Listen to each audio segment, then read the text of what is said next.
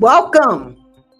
Welcome. How is everyone? It's so good to see you today. Please let me know where you're from. Say hello. Glad to see you. Still got that music going on. Heck, we're going to talk about one of them topics that people talk a lot about, but I want to give you some different insight, some different perspectives. How y'all doing? Hey, Dr. Pierre, how are you? Trinette, how are you? Good morning from Dallas, Fort Worth. How's it down there? How's the weather? Is it hot? Welcome everyone. Glad to see you. Hope you like the music. Oh, you do. Hey, that music is something, isn't it? I love it. Again, that's StreamYard. Love StreamYard. All right there. So I want to know where you're from. Let's have that conversation today. And I won't get started. So imagine this. You've just taken on a new leadership role, maybe launched a new business or reached another major milestone in your career.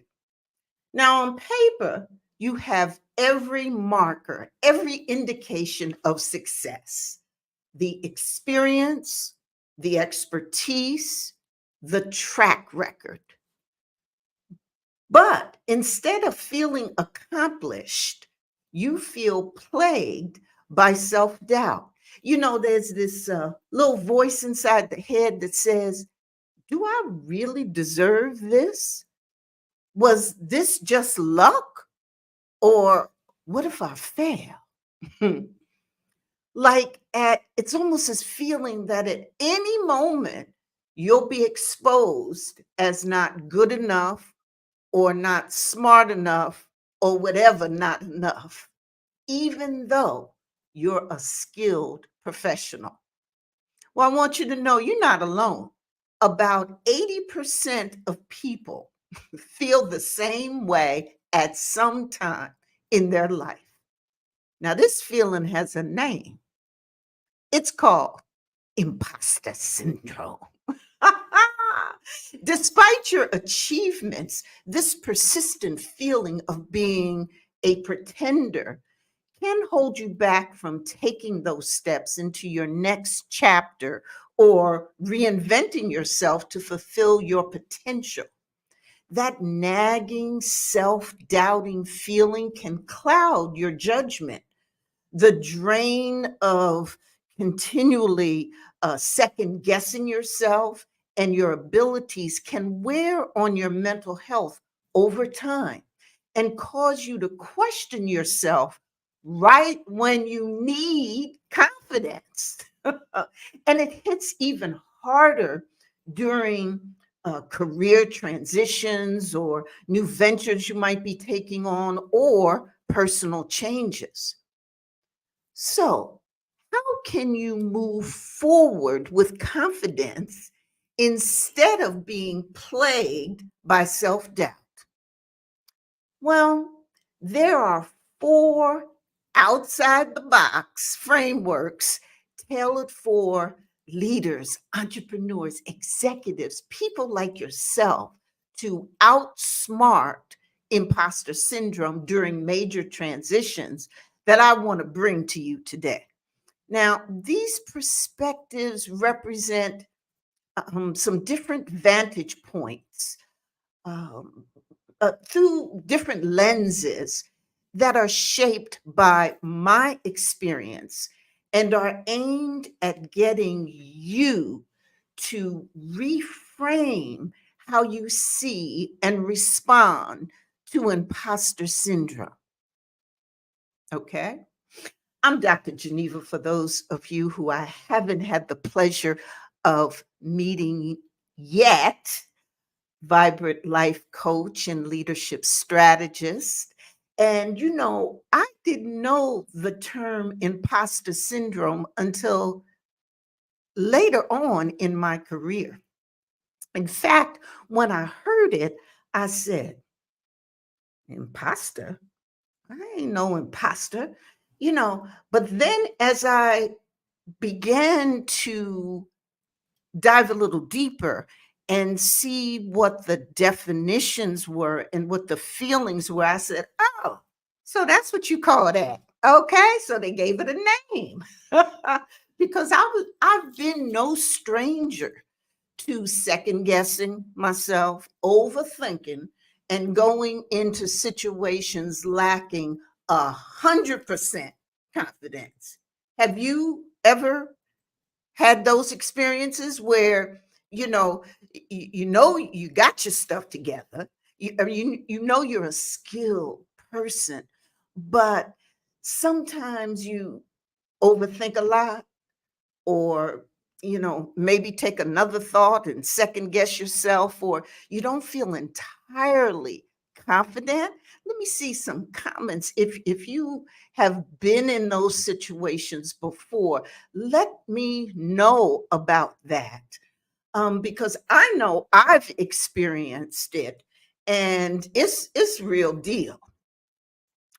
And having battled myself self doubt that could be paralyzing sometimes, and intense anxiety to prove myself through challenges like when I became the first female CEO of a multi-million dollar organization at 42, or when I started new nonprofits or community initiatives, and even finding the strength to rebuild my career after some unspeakable tragedy and loss of my husband and my parents and all of that.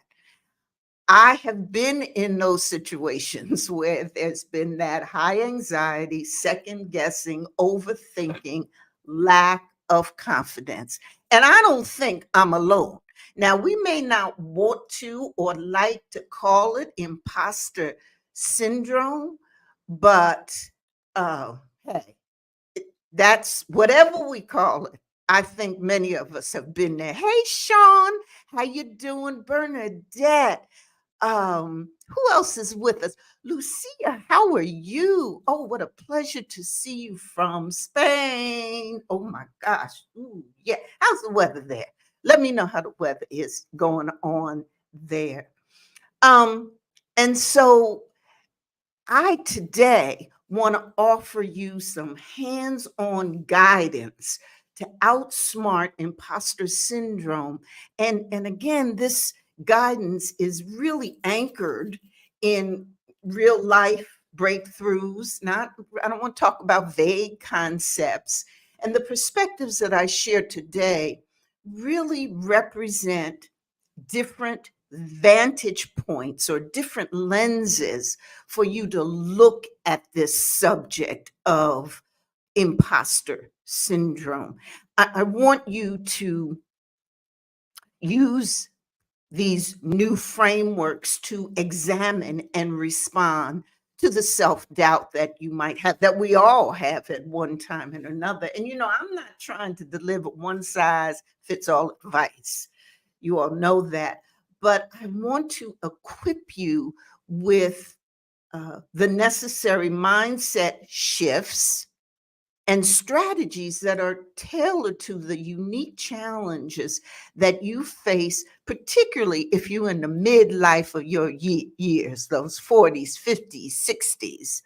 And that is whether you're navigating a new career or career transitions or breaking barriers as a female executive or entrepreneur or charting that new territory as starting your own business, whatever it is, whatever those transitions are, I want to suggest to you these new, fresh perspectives that are designed to shift your viewpoint and uncover some new ways to perhaps unconventional ways to outsmart imposter syndrome so you can reclaim your confidence during moments when you need it most. So, at the end of the day, it's about finding the right approach that speaks to your distinct situation.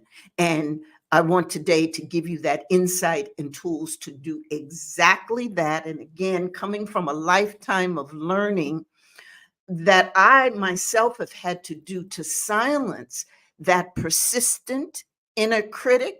Has anybody met that inner critic we get? Sometimes it be popping up telling us things over here.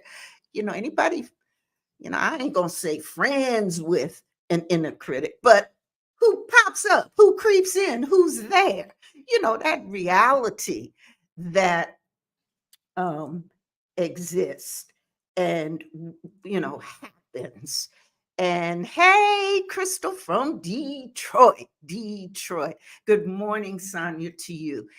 And so, let's be real. We do have those situations where that inner critic pops up, and we're sometimes paralyzed or afraid to move forward because we're uncertain. And it sometimes is easier to retreat into isolation or say, I can't do it, or come up with 1,000 excuses. I've been there. Have you? And I say, if I can outsmart imposter syndrome while navigating, tremendous personal and professional changes, ups and downs, insurmountable odds, you can too. And particularly now as a late life entrepreneur, because I launched my business in my late 60s, you know, I've got to continue to apply these strategies. And that's why I'm here to share them with you. So is that okay? So let's see who else is here. Oh, we've got some folks who, yes, been there. Yes, Doc, that's true. And yes, that inner critic be there. How you doing this morning, Paula? Good to see you. And from Dearborn, such a pleasure to have you here. Sean, so you say it's chilly in Spain. Oh my goodness. Now I don't know what chilly is. Sometimes it's about your perspective. So what is chilly? Because chilly might be like in the 60s, 70s. Remember, I'm coming to you from Detroit. So, it can be different. So let's jump into these perspectives that I want to share with you. The first perspective I invite you to think about is transition periods. Okay. So again, these perspectives are frameworks which I want to put out there for you to consider and invite you to shift your mindset, the way you approach it. And when we talk about transition periods here, I want to encourage you to examine imposter syndrome specifically in the context of major life transitions. Okay, because these, as you sure you experienced them, these transition periods in our life are really are pivotal moments, whether it's moving someplace new or whatever the transition is. It's a change, and there are many, many more changes and transitions we experience when we're in our midlife. Again, when we was 20s, teenagers, 20s, 30s, hey, footloose and fancy free for the most part.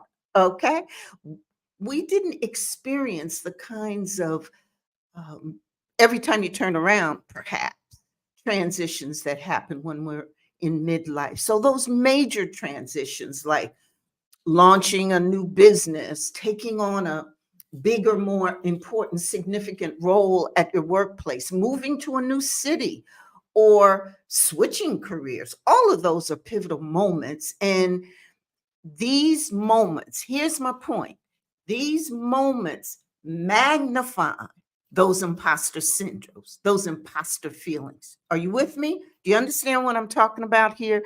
That they, just put a big spotlight on it because you're venturing into new territory where the old benchmarks don't really apply anymore. Even past achievements can seem irrelevant in the new landscape. And this uncertainty sometimes breeds self doubt. Now, there's some myths about this self doubt. And one of them is that doubt means you're not ready. So if you're feeling, unsure of yourself, that, maybe you shouldn't do that thing or you're not ready for that.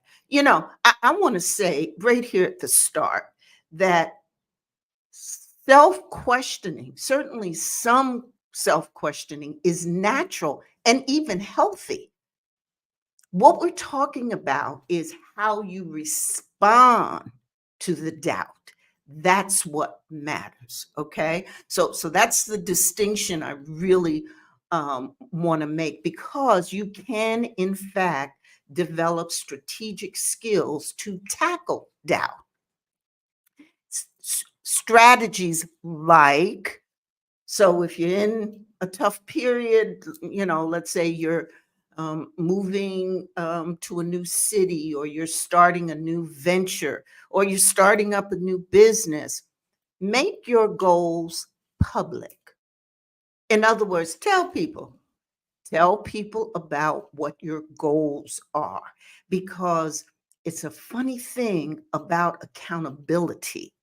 When you tell someone else about what it is you want to do and they know what it is that you're going to do, that accountability does create this confidence that, well, they expect me to do it. I'm going to follow through and I'm going to have to. So it kind of propels you into that confidence. You know what I'm saying? The other thing that I think helps during this period, a strategy I want you to consider, is to seek insight from what's frequently called a reverse mentor. How many of you have heard that term of reverse mentor? Okay. Let me hear in the chat say yes. Reverse mentor. Again, these words sometimes I'll be yeah, I'm trying to get the confidence to say it right, huh? Well, I'm talking about someone who has the skills that never. Okay, okay.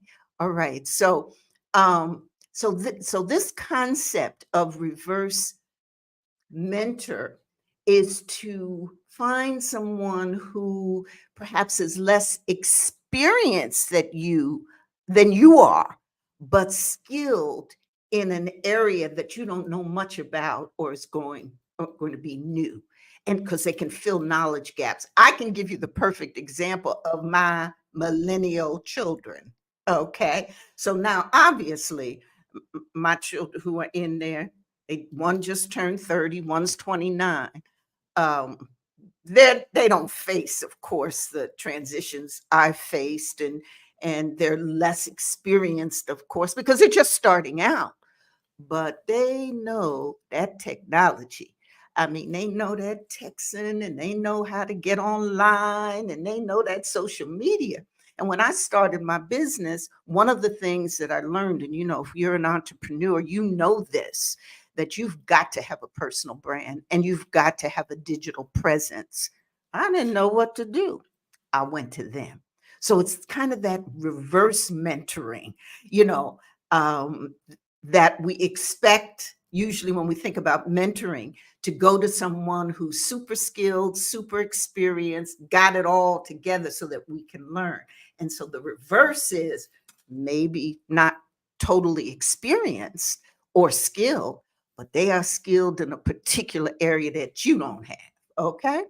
So that's what another strategy when you're in these transition periods and you want to reclaim and you some of that confidence and outsmart those imposter feelings is to do scenario planning.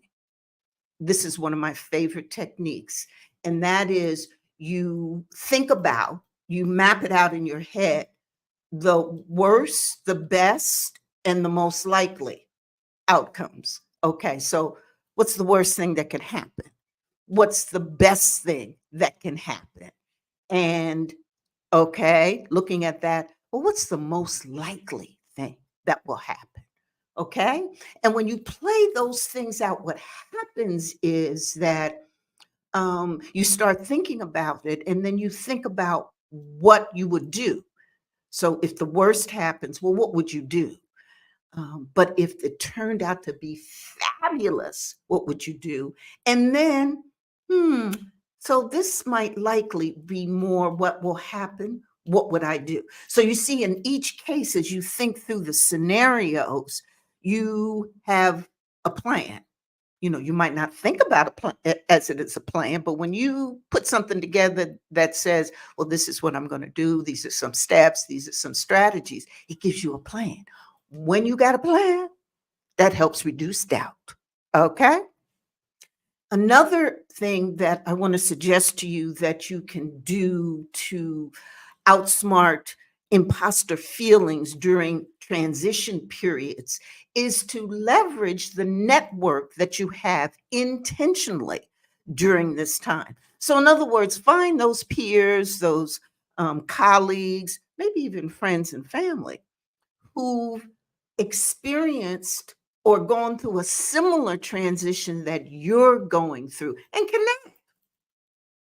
Get the encouragement from them, get the insights. One of my clients is soon to be the head of a major organization, uh, and she's in the number two position now.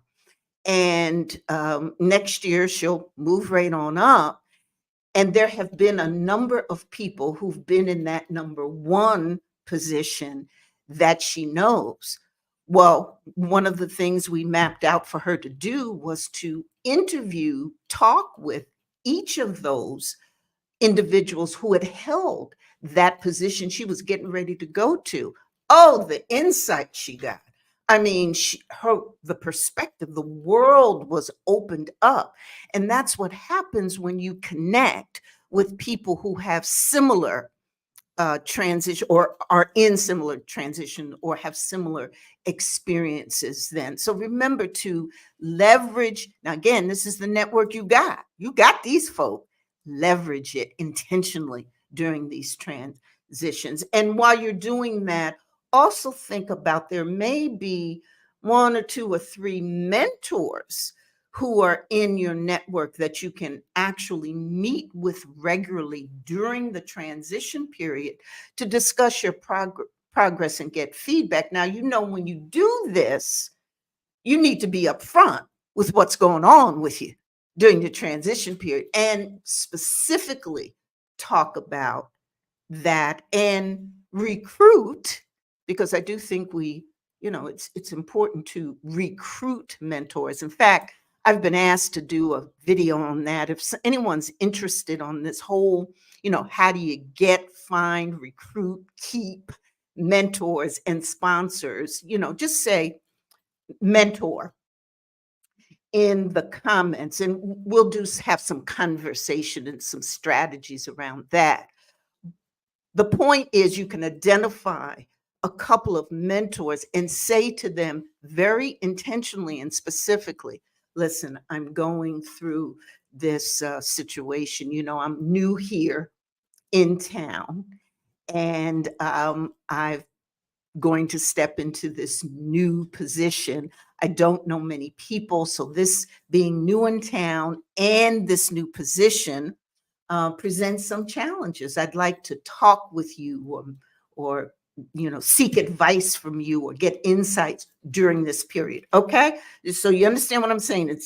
It's very intentional because you're laying out there the transition period that you're in and the kinds of things that you expect and need and want from that mentor. So again, this perspective of this transition period that we go through transition periods, and it's important to develop those um,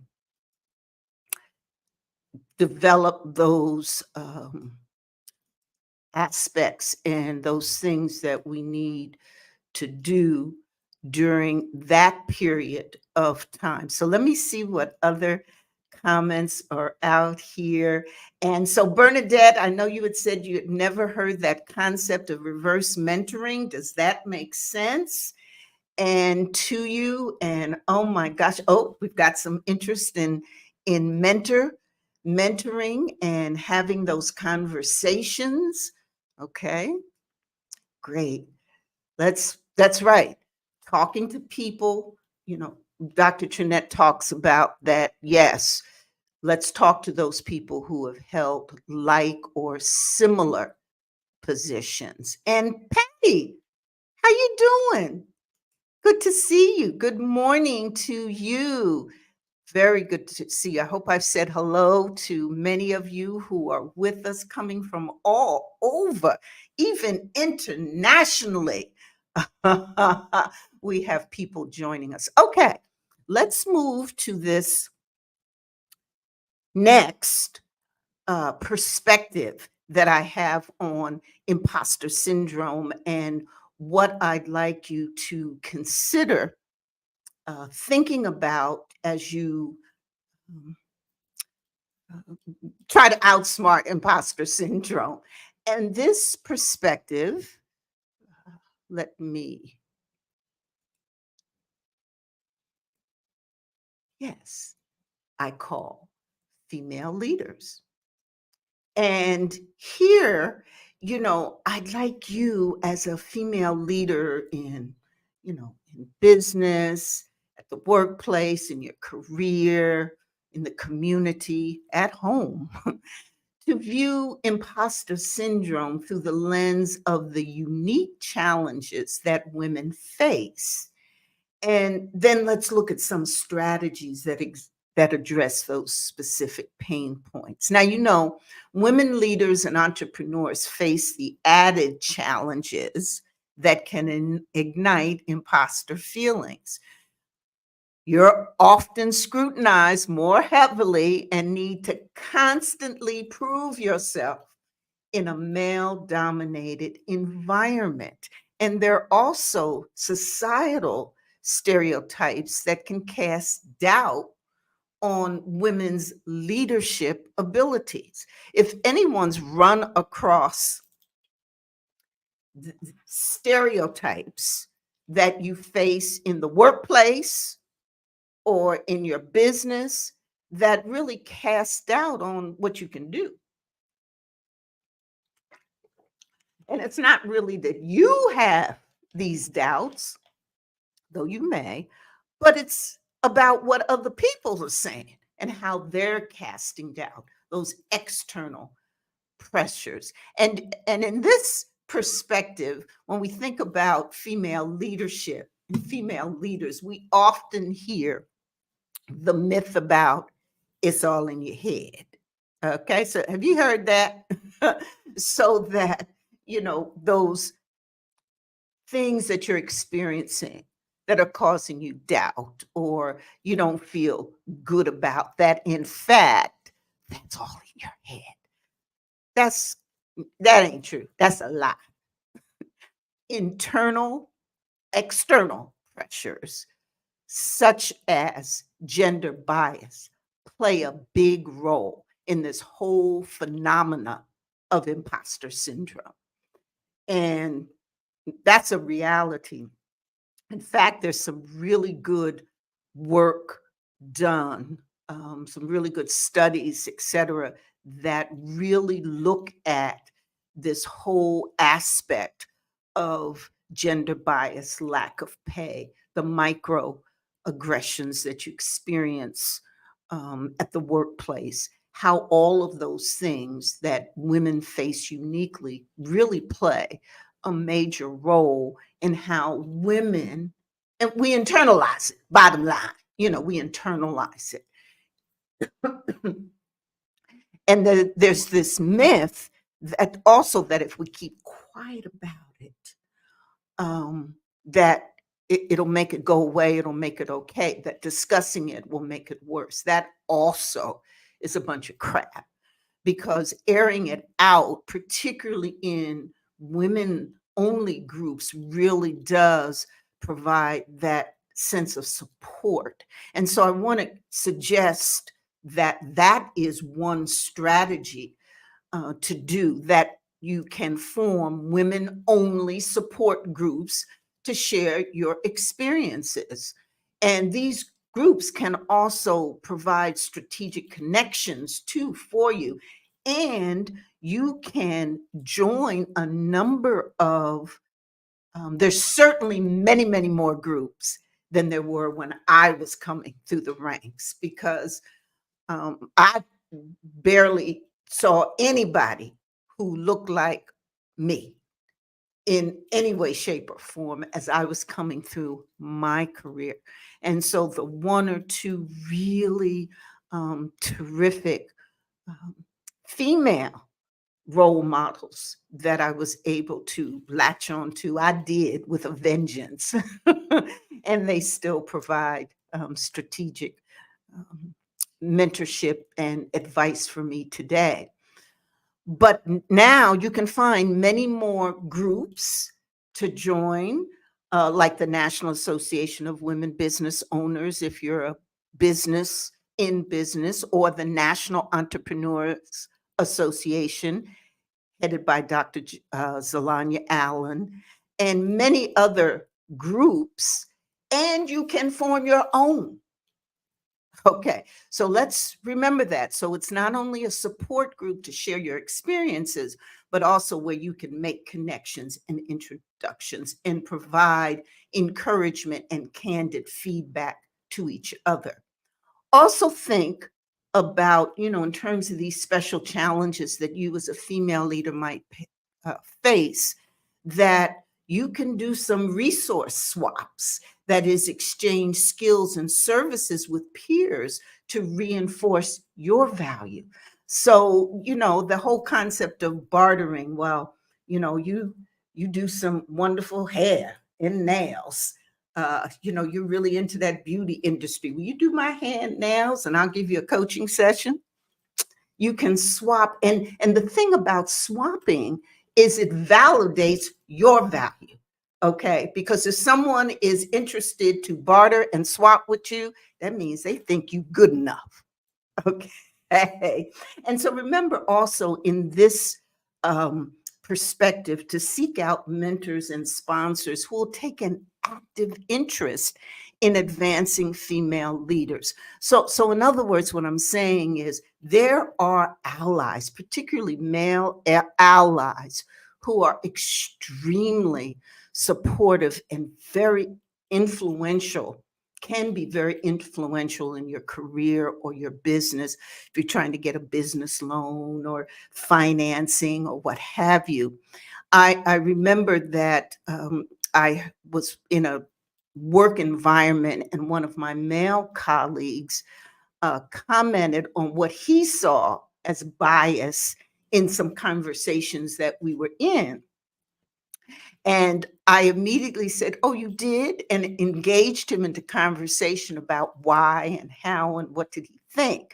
And then I followed that, and we had a very robust conversation. And then I followed up with, "Well, I would like to continue this kind of conversation with you because you can help me. You provide some insights, but you can also give me some heads up and some things to do and say. And then once you get to know me better, particularly since you're so sensitive, when I'm not in those rooms, you can speak up for me." So again, look for and seek out mentors and sponsors who you might not at first glance think about, but really they would take an active interest. You see that they're interested in that can be a potential ally.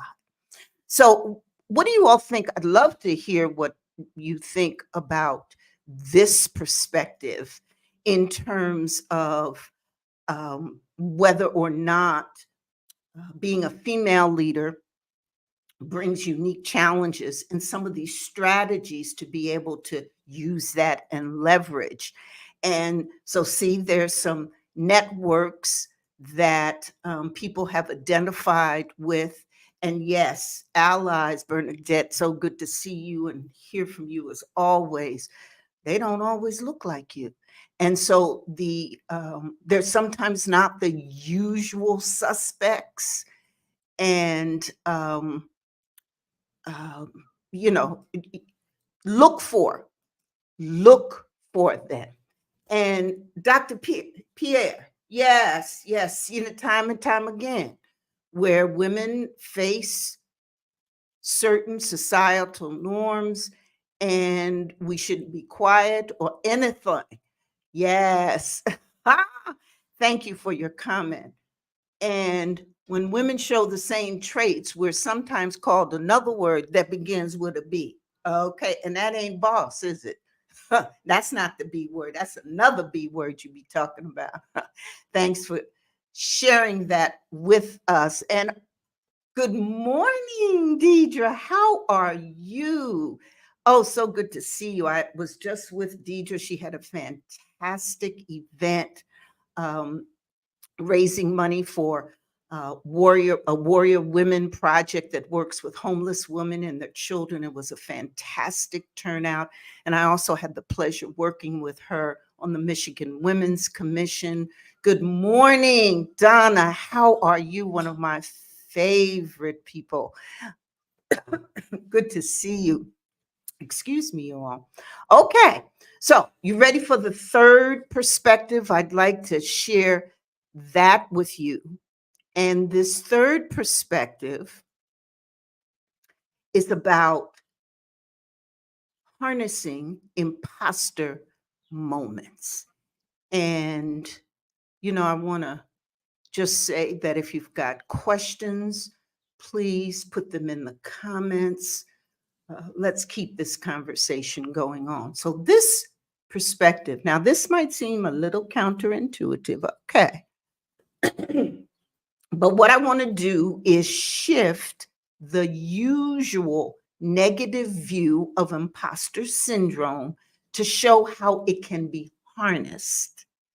Um, and I want this perhaps new take on how you can leverage those moments. Okay. Because, see, I do believe in the momentary, there can be momentary, emphasis on momentary, the moment, value in having these feelings. Let me talk a little bit more because sometimes these feelings can enhance performance. Sometimes feeling inadequate or you ain't got it together, you're not ready for it, often leads to over preparation. So, for example, you might be an entrepreneur who spends hours perfecting your pitch deck because you're not 100% confident that going before an investor or a group of investors to put your stuff out there to get money is a lot riding on it. You're not sure about it. And so you have these moments of not being sure, self doubt. So you over prepare. You put in some extra time, some extra effort perfecting what it is you're going to do. Or you might be a new manager with a new team at your workplace, and perhaps you practice or rehearse what you're going to say at your first team meeting. Okay. And again, this over preparation, fueled by the self doubt or you're not feeling too sure, can result in your elevated performance that really exceeds expectation. And so, this is about what I want to invite you to think about. Different perspective is to learn how to harness those imposter moments when you recognize how you're feeling, when you get that anxiety feeling or your stomach this, or rather than stopping and saying, oh no, and doubting yourself to the point of where you think you can't do it, recognize it and say, okay, well, what can I do? And perhaps if I prepare more. Now, um, you know, push yourself through the self doubt, harness it strategically. This is what I'm talking about, that perhaps it can motivate you to do um, more, okay, to really up your game. Now, the challenge comes when you're in consistently have those imposter feelings. Okay. Do you understand the difference? So I'm talking about those moments, those episodic times when you're feeling unsure, which is why 80% of people feel this at one time or another, because it really isn't common. It really is common. The term imposter syndrome might be new. I know I didn't grow up with that. I mean, my mom didn't say to me, you can't be an imposter or you got imposter syndrome. She didn't say nothing like that. She would say, you always, I know how you might be feeling, but you got to go out there because you know what you're doing. Go on that stage. Go on and speak up. But you know what I'm saying? Those encouragements we got from our families and growing up, except they didn't use that word imposter syndrome, but you do know about these feelings. And what I'm just suggesting to you is that in certain circumstances, in certain moments that you have, you can harness those moments and strategically use them, like strategies here. Celebrate the micro wins that you have to get small confidence boost. So those things that you do here or there, they don't have to be big things. They could be little small things like, you're starting an exercise program, and today you managed to put on your clothes and go to the gym.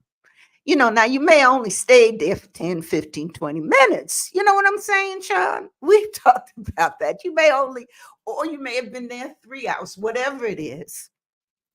Celebrate that win. Celebrate those micro wins, because when you do celebrate them, it boosts your confidence. One of my favorite strategies is schedule worry time. To contain the anxiety and to constructively plan and things. So I'll give when something happens or when something's going to happen, or I get very anxious about a speech I have to give, or whether or not I really know a topic and have I done enough research. And when I go through all that, I'll say, look, I'm going to worry about this for 10 minutes. And I set aside a time, go on and do all my worrying, let all that run through, all that overthinking. And then I say, okay, 10 minutes up, got to go do something. Okay. Again, ways to outsmart imposter syndrome, because what we're doing is we're turning it on its head and we're saying, well, there's some good points that we perhaps can leverage or harness. And, um, keeping a record of an imposter syndrome feeling record, perhaps, of the evidence of your skills and wins, write it down, journal. Every time you win, every time you win something where you overcome out doubt, put it in your journal. Okay. So that you can refer to it when doubt creeps in. Okay. And then again, go back to the mentors that you might have or the specific people that you might identify with and say, I'm having some imposter syndrome feelings. I'm really not too sure about this. And get yourself an accountability partner, to help deal with imposter syndrome. There are so many folk who feel this way. Again, you can hook up based upon that. And so, this whole notion of that we do have an ability to leverage and harness some of those things that work for us. We find the things that work for us in imposter syndrome. Well, what do y'all think? I'm looking here in the comments to see. Oh, Gassafar is here from Pakistan. How are you? Welcome, welcome. So good to see you. And as you know, we're talking about, imposter syndrome and those feelings that we've got. Sometimes all of us experience it at one time or another. Um, and so I'm hoping that, yes, so Bernadette talks about almost like a flight or fight reaction. Be careful of the stress. Yes, that's true. And that's the whole point of this conversation today. So when you're having these personal transitions or these feelings of anxiety, that's when imposter syndrome will strike even harder, will just rise up. So yes, Bernadette, being careful about what we place emphasis on, keeping down our stress. We want to do those things so old imposter doesn't rule, doesn't get the best of us in those particularly vulnerable moments. And Dr. Pierre is giving us an example, like the attorney who prepares her clients for cross examination by putting them through the what if they say moments. Exactly. That's one of the ways, that kind of pre-rehearsing, that scenario planning. You figure out what you're going to do, what you're going to say. Again, hey, listen, these ideas and strategies, they're just rolling right on in. Let's keep them going. I've got one more perspective I want to share with you, and I must admit, it's my favorite. And this is something that I have used um, consistently all the time to work with um, imposter syndrome. And so I'm really, really love this one. And here it is: manifesting your ideal self. Uh huh. Yeah. So stay with me on this one. And this is the concept of this is that you off I- I'm I'm suggesting to you that there's a different way about um, outsmarting imposter syndrome by visualizing and fully becoming your ideal self first. Okay. So, what this means is it has a lot to do with manifestation, that you manifest who you are. So, stay with me for just a moment. And so, visualizing and fully inhabiting your ideal identity is really a mindset shift, an important mindset shift that I believe and I've used to defeat imposter syndrome. And this happened, I used it a lot, especially during my midlife years. And that's why I wanted to particularly bring it to you as midlife female leaders who perhaps are navigating these career changes, personal changes, new ventures, new transitions. And so, after years of accomplishments, which you all have, a major transition often can ignite self doubt because it's new. We've talked about this.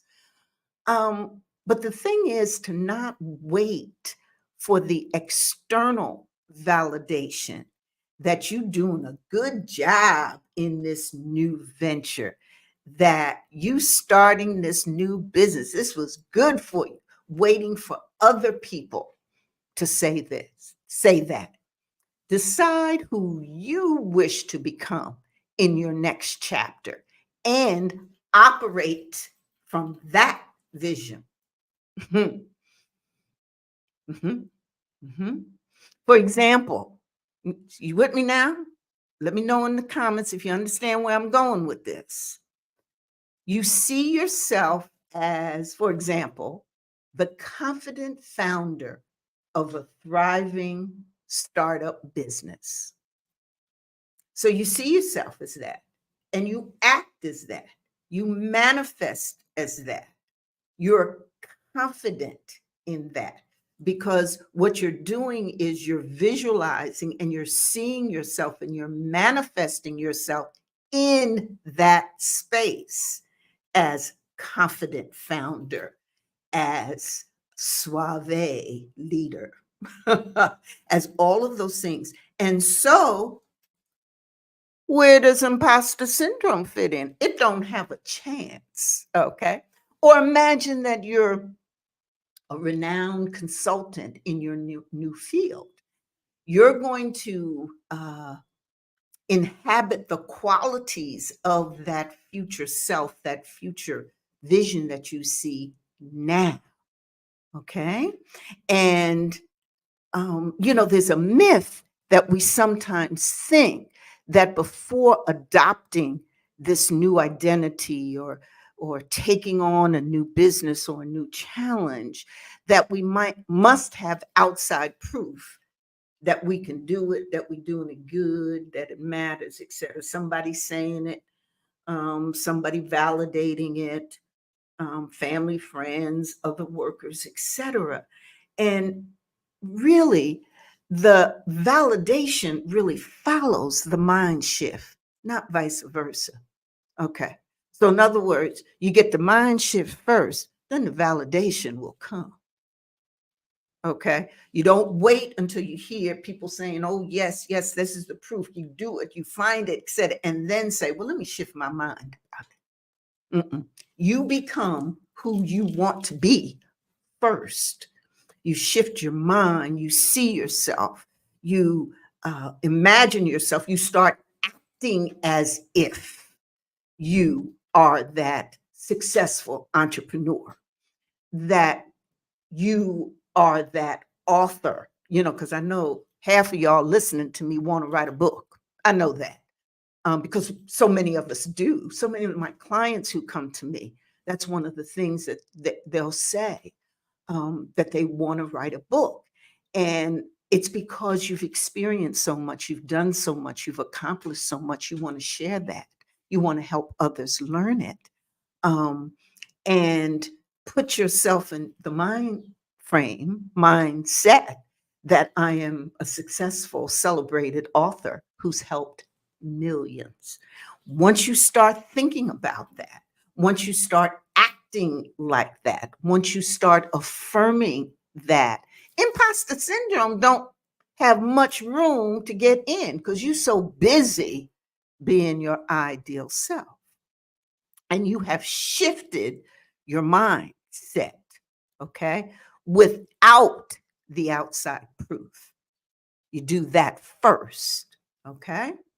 And so, um, some of those strategies that follow this is you want to visualize your future self in what I call vivid detail. You understand the word of vivid detail? That is, you very specifically think through how you want to dress, how you want to speak, how you want to show up, what you want to do, okay? What you want to say. And you adopt those qualities now. Okay. Let me see what y'all thinking about this one. Give me some feedback on this one. Do you think that you, in fact, can visualize your future self in vivid detail and actually act that way now? Adopt those qualities now. So that's one strategy. Another strategy is to curate inspirational images and quotes to stay aligned with your vision, and you surround yourself with that energy. So let's say you want to be, let's go back to this well known, celebrated, famous author. Okay. Because you've written that book and maybe several other books. And so find quotes that talk about um, that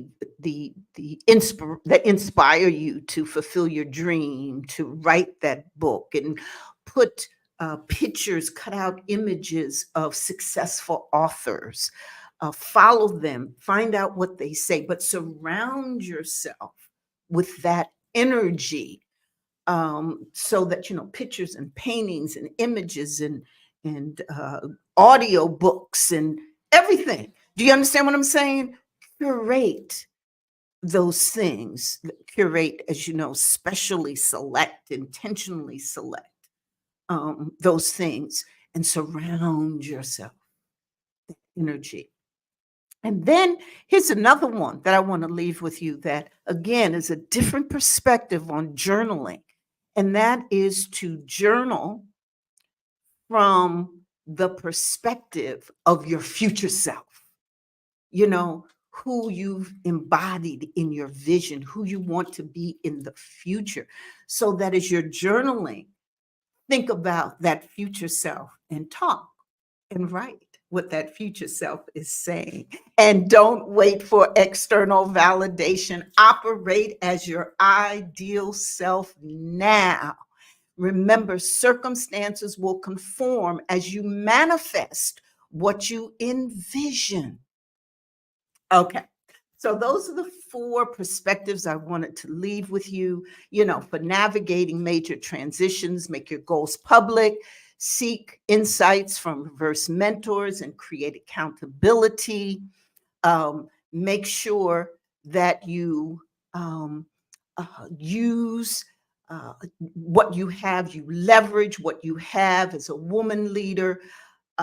You form peer support groups, you harness imposter moments, you celebrate small wins, you overcome self doubt, you manifest your ideal self by visualizing and embracing your future identity. And I'm telling you, with these perspectives and these strategies, you now have a blueprint. Try one or two of them to finally outsmart imposter syndrome and show up as your confident, capable self. And so I'm challenging you to practice these in your life, in your career, in your business. Silence that inner critic. Move forward boldly and claim your next milestone, whether you're pursuing a promotion, launching a new venture, or leading a high profile project. Know that your potential is limitless. You have everything it takes. My hope is that you walk away from today with the full belief about how bright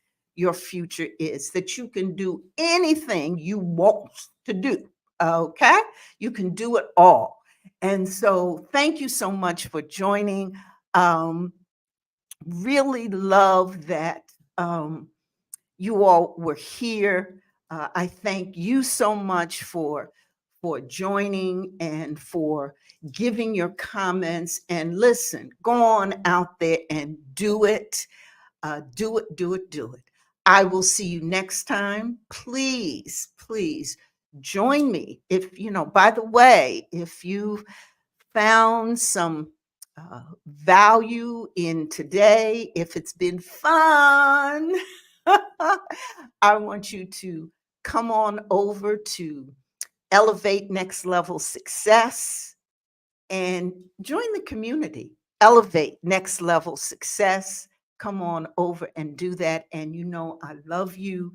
Thank you so much for being here, giving your comments, and sharing all of the things that you felt were important. Love you, love you. See you next Wednesday. Again, another chapter in this Reinvent Yourself series. I had to include imposter syndrome in this. I hope you found it helpful. Love y'all. See you next week.